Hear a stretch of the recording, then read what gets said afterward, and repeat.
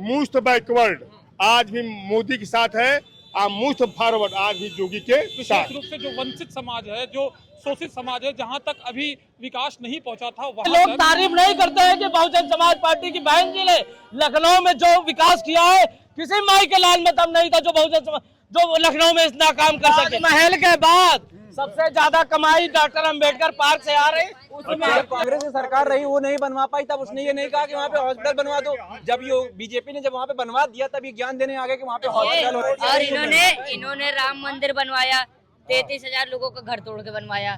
सबसे बड़ा मुद्दा ये लोगों को बेघर करके बनवाया।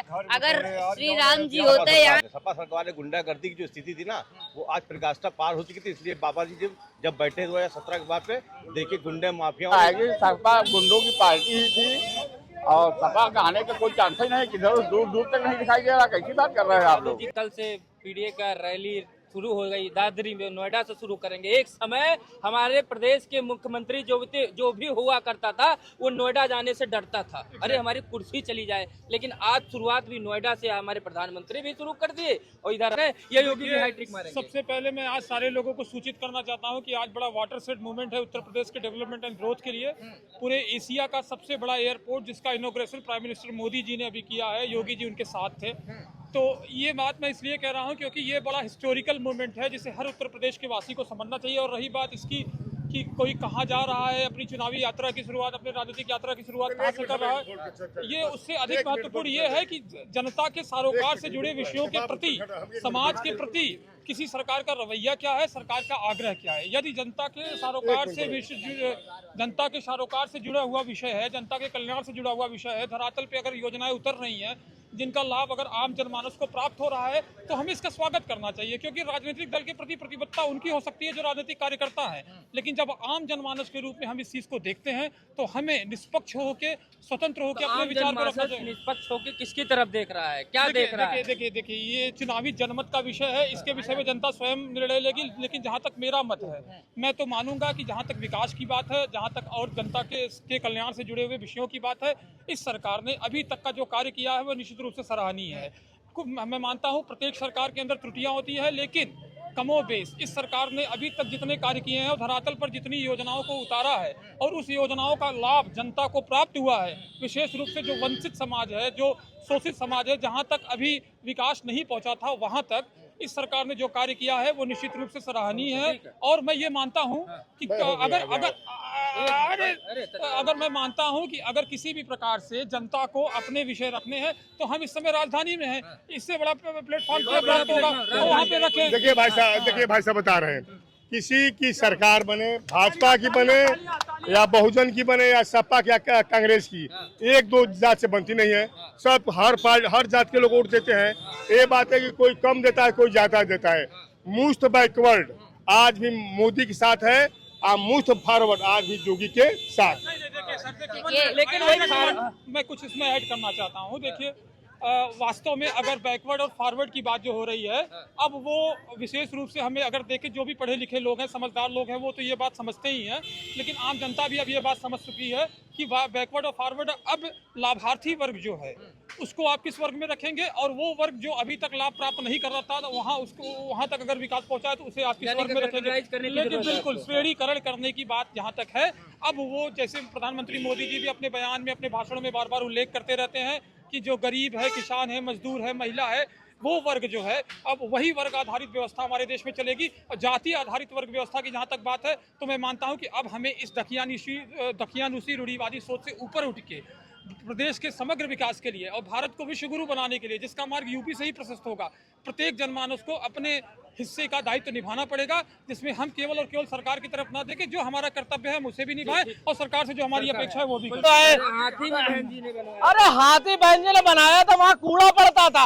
आज अपने बच्चों के साथ ये जितने लोग खड़े हैं, लखनऊ के 90% लोग जो वहाँ की बुराई करते थे, आज ईमानदारी से कहते हैं कि ये लोग तारीफ नहीं करते हैं कि बहुजन समाज पार्टी की बहन जी ने लखनऊ में जो विकास किया है, किसी माई के लाल में दम नहीं था जो बहुजन समाज जो लखनऊ में इतना काम कर सके। जिस रोड, जिस गली, जिस क्षेत्र में चले जाइए, आपको बहुजन समाज पार्टी का काम दिखेगा। बता दे भाजपा वाले, बता दे समाजवादी वाले, वो जनेश्वर मिश्रा पार्क, जनेश्वर मिश्रा पार्क भी बहन जी का प्रोजेक्ट था। और बता दे जो हाथी बता रहे हैं वहाँ पे ताज होटल बना है, उसी के बाद गोमती नगर बसा है जो है डॉक्टर अंबेडकर बनने के बाद, होने के बाद कुत्ता बनता था कि नहीं बनवाने का? बिल्कुल बनवा, अपने काम करने के लिए बनी थी बहन जी, ढिंढोरा पीटने के लिए नहीं बनी थी। ये जो सरकारें समाजवादी भाजपा उन्हीं के कामों का श्रेय खुद ले रही है।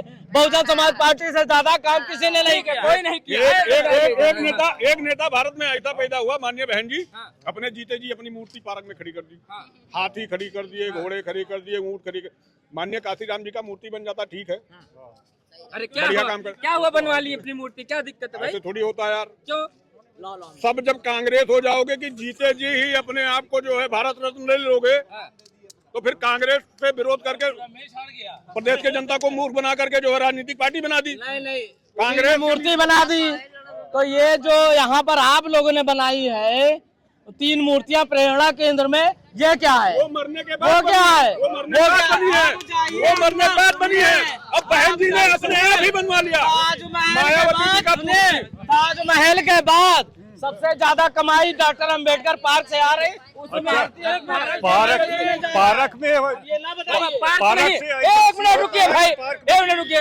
ये बताइए, अखिलेश यादव जी आगाज कर रहे हैं कल से, और इधर आज प्रधानमंत्री जी भी आ गए, तो अब द्वंद्व शुरू हो गया क्या उत्तर प्रदेश में? और सवाल दूसरा, जनता कह रही है लाइन में लग रही, तेल नहीं, गैस नहीं।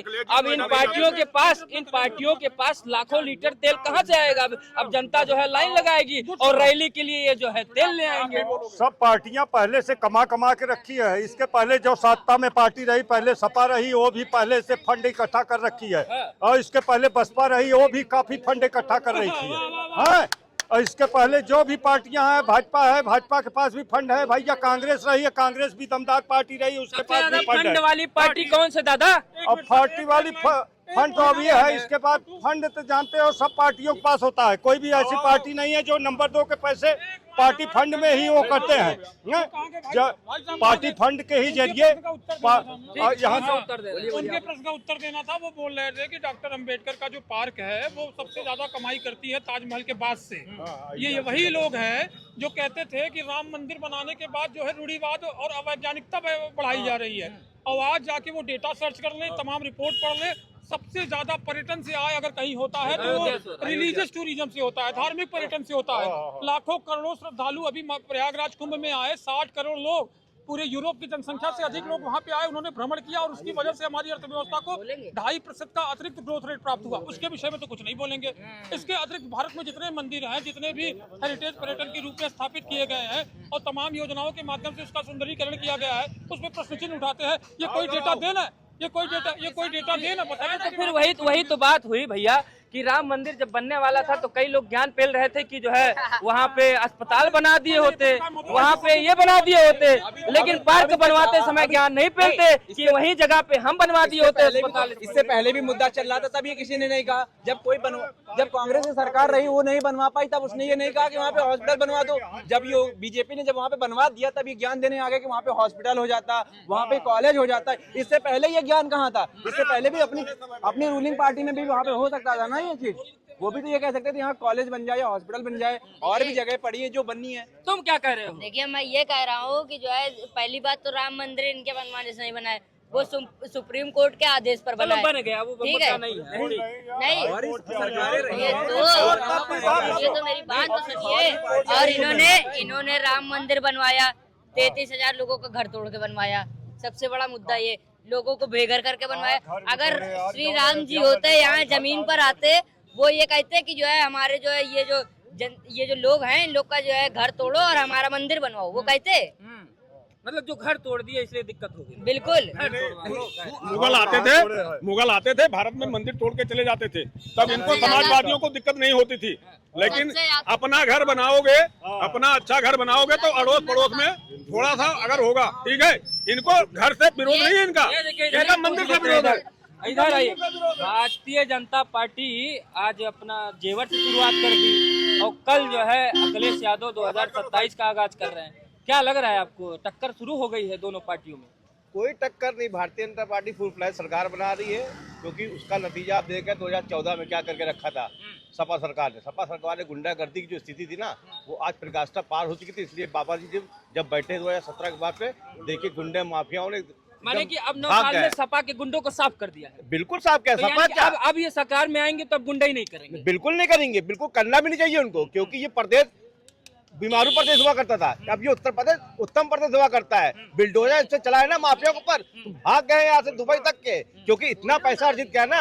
प्रदेश की जमीनें बेच बेच अवैध कब्जा कर करके लोग माफिया गुंडे गोलियां मारते थे, सामने से गोलियां मारते, कोई कार्रवाई नहीं हुआ करती थी। मगर जब से योगी जी आए, योगी जी के नेतृत्व में भारतीय जनता पार्टी सरकार बनी है, तो योगी जी जिस तरह से बिल्डोजर की यात्रा चालू की है, माफिया ध्वस्त हो गए या तो शहर छोड़ के भाग गए। योगी जी के सरकार में माफिया ध्वस्त हो गए या तो शहर छोड़ के भाग गए हैं, और अखिलेश यादव की पार्टी के गुंडों को भी सफाया कर दिया है। बिल्कुल, अगर वो सत्ता में भी अगर आ गए तब गुंडाई नहीं कर पाएंगे, और माफिया खत्म हो चुका है, इसलिए 27 में फिर आएंगे सरकार। नहीं, सपा तो आएगी ही नहीं।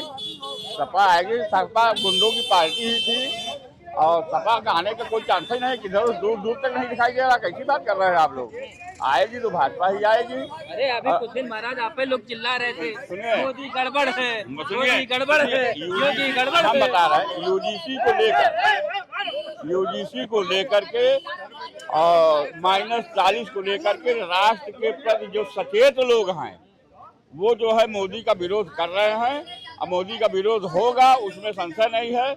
रही बात व्यक्तिगत, जहाँ योगी जी की बात है, उन्होंने गुंडा मुक्त किया है, यह सच है, इसको कोई इनकार नहीं कर सकता। मुख्यमंत्री बन जाएंगे इस बार। अब ये नहीं कहा जा सकता, ये तो अभी कुछ नहीं कहा जा सकता, क्योंकि मसला अभी डागा डोल बटे, अभी कुछ कहा जा सकता नाराजगी दूर हो सकती है आपकी। नहीं। अगर यूजीसी बैक हो जाएगा, अगर कुछ देखिए ठंडे बस्ते तो डाल दिए हैं, तो समझिए ये डाल दिया है, लेकिन इसमें आप भी चैनल चलाते हो, आप भी जानते हो। आपने हमको गोली मार दिया, मैं बच गया भगवान की कृपा से।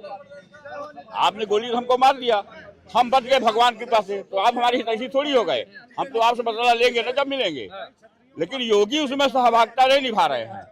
तो अगर आपने गोली मारा तो आपके भाई को जो है हम सजा दे, आपके लड़के को सजा दे, यह भी थोड़ा ठीक नहीं। कुल मिला के मंत्र आपको उत्तर प्रदेश में कह रहे हैं, सब बीजेपी कह रही है हमारे जमाने में, हमारे समय में बुलडोजर एक्शन की वजह से, योगी जी के लॉ एंड ऑर्डर की वजह से कानून व्यवस्था बिल्कुल मजबूत है, और तमाम माफियाओं को जो है हमने साफ कर दिया है, सपा के अपराधियों को भी साफ कर दिया है, यानी कि सफाया कर दिया। इसलिए योगी जी दोबारा बनेंगे मुख्यमंत्री। तो बालागंज के अंदर 11 साल के लड़के के ऊपर गोली चली, वो लड़का मुस्लिम था और मारने वाला हिंदू था, तो अभी तक बुलडोजर क्यों नहीं चला? क्योंकि वो जो हिंदू था वो भाजपा का है। तो इसीलिए मैं चाहता हूँ कि लॉ एंड ऑर्डर के लिए उत्तर प्रदेश के अंदर सरकार बहन कुमारी मायावती जी की ही बननी चाहिए। चलिए बहन जी की सरकार बने, तुम क्या बोलोगे बताओ? अरे यार तुम ना बोले दो भाई, बोलो, चुप करा दियो, डरवा दी। बोलो। चलिए, तो दर्शकों हम बात कर रहे थे 2027 को लेकर, जिस तरीके से आप देख रहे होंगे कि अब भारतीय जनता पार्टी भी और समाजवादी पार्टी दोनों चुनावी मोड़ में बिल्कुल आ चुकी है, और बसपा भी अभी कुछ दिन पहले तक थी मैदान में, अब धीरे धीरे आगे निकल रही है। और हम बात करेंगे 27 के लेके, क्योंकि जिस नोएडा में जाने से तमाम मुख्यमंत्री डरते थे कि अगर हम वहाँ चले गए तो हमारी कुर्सी चली जाएगी, आज तमाम मुख्यमंत्री से लेकर जो पूर्व मुख्यमंत्री वो भी नोएडा के दादरी से ही अपना सारा चुनावी प्रोग्राम शुरू कर रहे हैं। आने वाले समय में जनता बताएगी कि 2027 में किसकी सरकार बनेगी, कि गुंडा माफिया साफ हो गए हैं कि हैं, ये तो 2027 में बटन दबा दे समय ही जनता बताएगी। देखते रहिए नेशनल अयोध्या। नमस्कार।